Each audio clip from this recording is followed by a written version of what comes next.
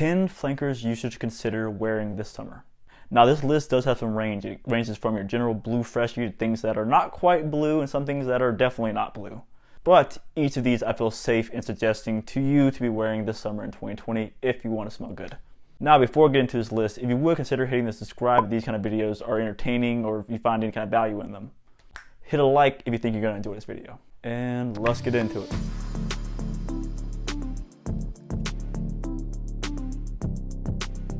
Number 10 on this list is going to go to a fragrance that I recently acquired. It's just a sample, but it comes from a house of fragrances that I already collect. I collect their entire line of these, minus a few. But this is going to go to their sport formulation, spray from a little decant. I'm a big fan of the line. This fragrance is no exception. It is nice. It's a fresher take on the original. Unfortunately, the line doesn't perform very well. That's why I have it at 10. The performance is pretty much lackluster on this entire line. I don't see this being an exception, just off of my initial wearings of it. I don't see it being mind-blowing, but the scent is why I have it here. I truly feel like it's gonna be very enjoyable for this summer. Number 10 is gonna go to this little guy. This is L'Homme Sport by YSL.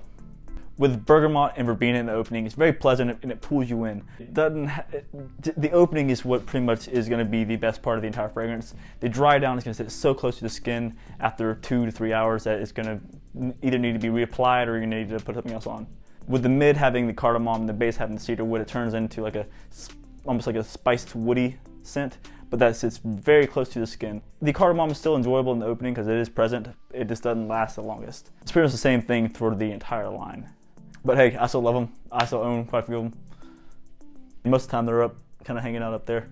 And guys, that is YSL L'Homme Sport. And number 9 on this list goes to a fragrance that's still relatively new to my collection as well. It was a blind buy. Number 9 on this list goes to a fragrance that's still relatively new to my collection as well. It's one that was a blind buy. It's one that really surprised me in the scent and performance of it when I initially wore it.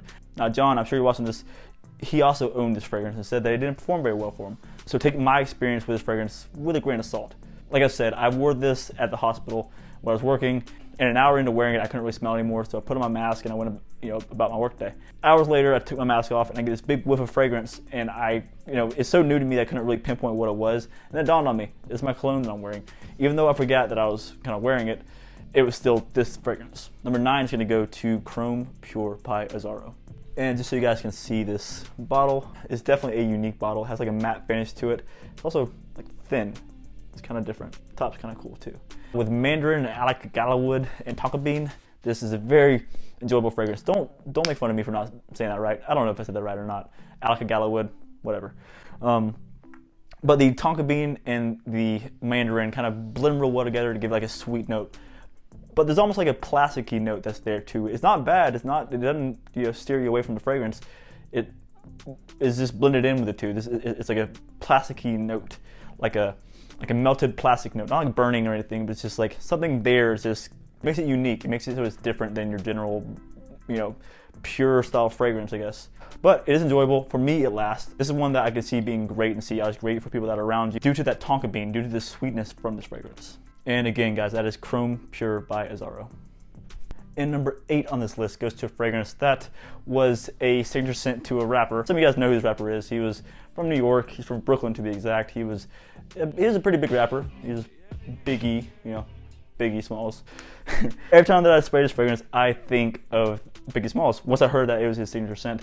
And it's fitting because when I put it on, I feel like I should put on a big fur coat and I should go rap in a booth somewhere or like on a corner somewhere. That's kind of how I feel when I spray this. Makes me feel a bit cooler than I actually am. It goes to Chanel Platinum Eagle Est. Now this is a flanker of the original Eagle Est by Chanel. And that's what it is, guys. It's masculine, it's confident, it's something that is a bit aged in my opinion. It smells like 1993, like I said in the past, but it's something that creates a vision for me. That's one cool thing about certain fragrances, when they create that vision, they take your mind somewhere. This takes me to, well, now that I know that it was Biggie Smalls' signature scent, it's kind of takes me to, like I want to put it on and, bump a little bit. Again, guys, that is Platinum Eagle Est by Chanel. Thank you, Niz, for sending this to me. And number 7 on this list goes to a fragrance that's going to sit really close to the skin. It's still relatively new, not to necessarily my collection, but it's still relatively new in general. It was released mid last year, I want to say. The only other person that I've seen talk about this really is Chad at Its Own Journey. He mentioned it a few times on his channel. It's something that opens up with a nice citrusy opening and it dries down to a woody dry down. The citrus opening lasts for probably 30 minutes, and then it dries down to a woodsy style fragrance with some undertones of citruses. Now, this fragrance doesn't necessarily project the best. It doesn't reach out across the room, but on my skin, it lasts a while sitting close to the skin. It goes to Mankind Legacy by Kenneth Cole. Now, the cool thing about this fragrance, when I first got it, I was looking at the notes and whatnot, so I could kind of learn a little bit more about it. And I saw where Kenneth Cole mentioned that fragrances are meant to be discovered, not announced. And that is the perfect explanation of this fragrance, because this is something that's not going to announce you when you walk into a room. But when you're by somebody and the sea is still pretty close to you, but it's still there, they're going to really enjoy how this smells. Because like I said, it has that nice citrusy, woodsy note to it. It has this nice citrusy, woodsy accords to it that make it very enjoyable to wear, very pleasant to wear. The only downside of this, if you see it as a downside, is that it doesn't project out very far. Again, that is Mankind Legacy by Kenneth Cole. And number 6 on this list goes to a fragrance that's different than what I've listed so far. It's a bit more earthy. It has its strong vetiver notes in it, while still being a sport fragrance. It's one that is really new to my collection. I've worn it a handful of times, but each time I wear it, I really enjoy it. For example, I wore this tonight. It is a fragrance that performs very well. The vetiver is just booming off my skin. Tonight I went around to a couple stores and I went to go pick up food and stuff. It probably took me about 3 hours. The entire time I was getting whiffs of it, like projection whiffs of it, not just like having to get up close and smell it. This is a great fragrance. It performs very well if you're into vetiver, if you're into these hot fragrances.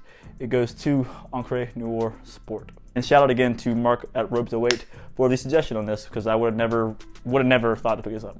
Even though it is a sport fragrance, even though the juice is blue, I probably would have never picked it up. I would have never thought of picking up a Lalique fragrance. Would have never entered my cart if it weren't for watching that review. Again, guys, that is Aqua E Blue Sport. And number 5 on this list goes to one of my favorites of all time. It's one of my favorites in my collection.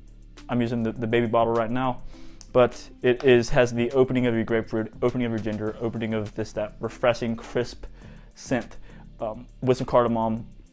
Again, this one doesn't last the longest, but YSL did decide that this fragrance should be an EDP and not an EDT. I guess because they knew it was going to smell good and they bumped up the performance a little bit, we would be okay with it. Now this goes to Poutine. Now the performance isn't much better than the others in the line. It's really not. But the difference here is the opening. It's sharp, it's ginger, it's uplifting. It has a punch to it that the others don't really seem to have. At least not in this style of fragrance. Now, this might not be the best for high heat summer days, but summer mornings is gonna be great. It's like I said, there is a bit of a spice that's there as well. And if you can get past that, it's a great fragrance, which I truly enjoy. I mean, you see this? See this?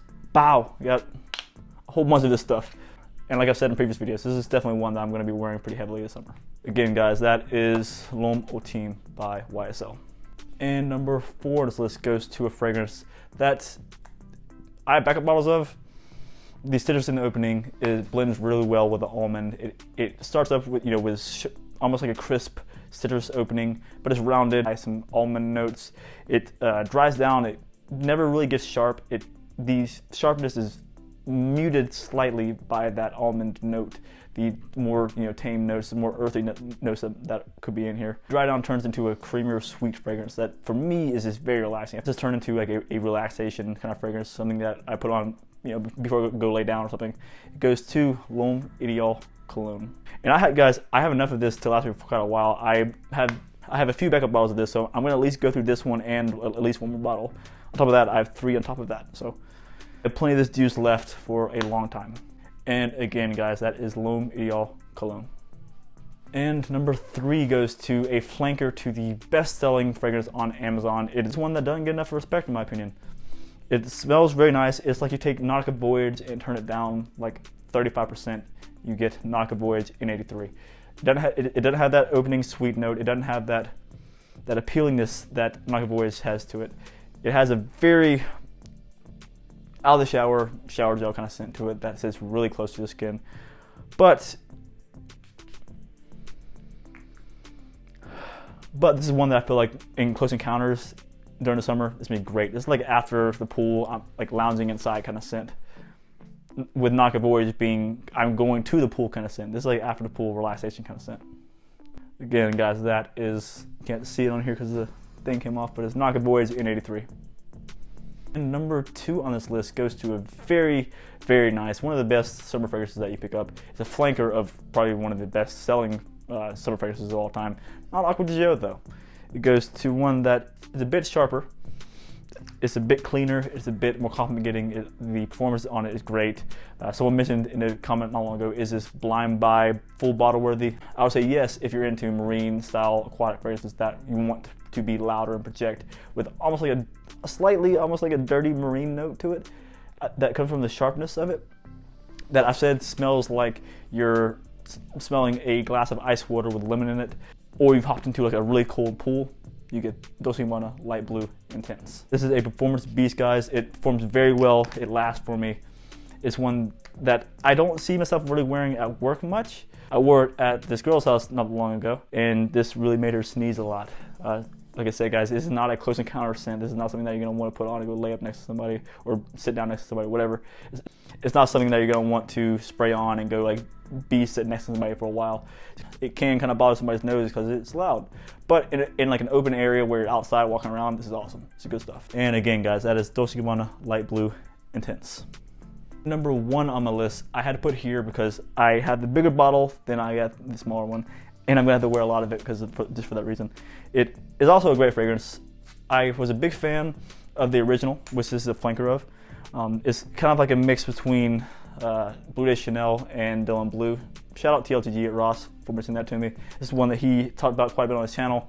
I finally got around to picking it up. It's also my scent of the day today, and it lasted me quite a while. It lasted me from this morning until like 3 when I showered up and got dressed again.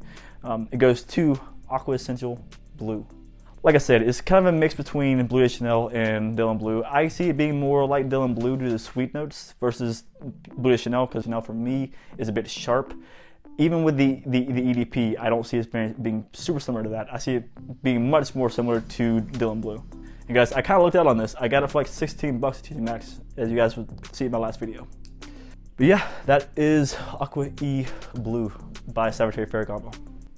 But guys, that is that. If you have any flankers that you would suggest or that you are planning on wearing this summer, I do have a few flankers that I did not miss on this list because I feel like I need to give these some wear. So I've kind of dedicated these flankers that I have to getting that wear. But like I said, these are 10 that I feel semi-safe and recommending to y'all. But it's all based on your taste. If you don't like blue fragrances, you're not gonna like a lot of these. If you don't like certain sweet notes, there's a few of these that you won't like. But if you're a fan of like ginger, and you're a fan of like grapefruit and any kind of uplifting kind of spicy fragrances, it's there for you. But y'all, if you have enjoyed this content, don't forget to hit that subscribe down below. But guys, like I always say, keep it gent and love your scent, and I'll see you all next time.